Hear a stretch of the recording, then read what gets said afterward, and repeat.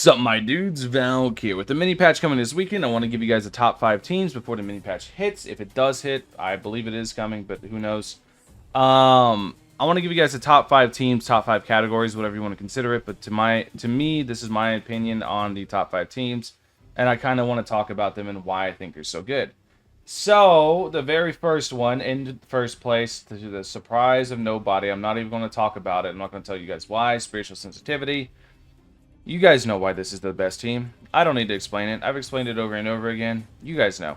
So let's go ahead. Let's go to number 2. Number 2 is going to surprise some people because I didn't list them on my top 5 before, but now Honor and Integrity is easily a top, in my opinion, second best team in the game. Now, as to why. Why is Honor and Integrity so high up? Well, mostly because Adam. Adam is so strong. He absolutely drags his team all the way up. But this team has access to Adam. This team has access to Hashirama. This team has access to Gojo, has access to Shank, has access to Gilgamesh. It has access to all sorts of good LRs and LR pluses. As far as anything else, there's nothing else super crazy in terms of Honor and Integrity. You're mostly going to be using Deku as the lead unless you feel like you can get away with Noelle. Oh, also has Rukia. I forget how good Rukia is. Rukia is nuts. Don't sleep on Rukia. It has Deku the lead, or Noelle. You can use them. Yugi's very good as well. There's so many good units. Kashimo's solid. There's so many good units on this category that you can make a very good team now. And Adam benefits from all of these different passes. But Adam doesn't work with Gojo, but Adam benefits with all these different passes that are all around here. And it's just a really good team. All in all, as long as you can get one of the 2 leads, which is SR++ Noelle or SR or UR++ Deku. So in my opinion, this is the second best team in the game. You're free to disagree with me, but I do believe that it is it's just because of this pure selection of powerhouses available in a category. I think it just raw powers its way into the category, and I think that's kind of insane. So next up is Spirit Warrior. I think Spirit Warrior is probably the third best team in the game. Very similarly for Honor Integrity, it has just insane units. It has a really good lead in Ichigo Blanco. Ichigo Blanco Spirit Warrior, category attack plus 110%, cost minus 10%, cost minus 10% is massive. And then you have access to really good units like Mugetsu, Gilgamesh, Metallic, Visionary, Grimmy is on this as well. You have really good Shinji's on here. You have so many really strong units. Ruki is on here as well, that you are able to just make an absolute powerhouse of a team, as well as the leader being a very good support himself. One of the main strengths of Spiritual Sensitivity is the fact that the leader's a support.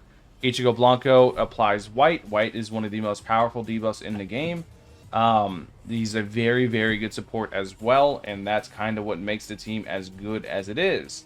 So, speaking of really good leaders and really good teams, next up is Treasure Hunter.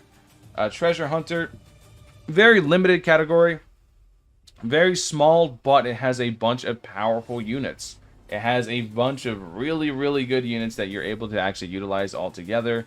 You have Gilgamesh, you have Emperor Luffy, you have Shanks, you have this this Luffy right here, you have Snake Man, you have Nami. I had a brain fart right there, that's why I started laughing, because the dog started messing with the door, so I looked at him.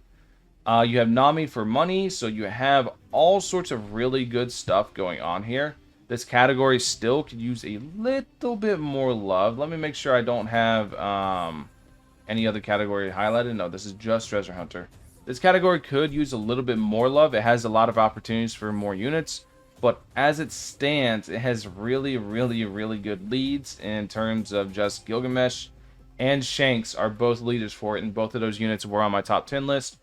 So even if like we go into a mode like Abyss where Gilgamesh is banned, you have Shanks who can lead it as well and lead it to great success, because this is still a very powerful category. So up next on my number 5, my fifth and final one hasn't changed too much from before. The only main thing is that Honor and Integrity get pushed up really high.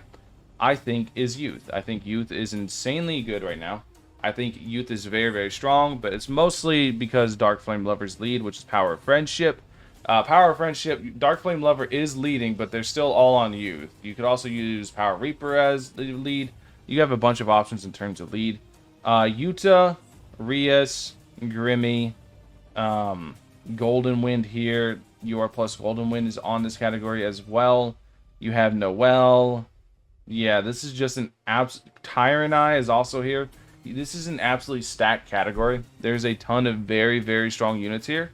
And this category is insanely powerful. You also have Ghetto on it.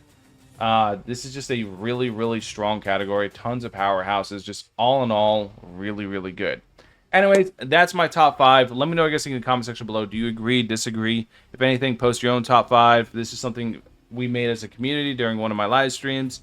Be sure to catch my live streams if you guys want to chime in on the next top 5 list for a next patch. But thank you guys for watching. I'll catch you guys in the next one. Peace.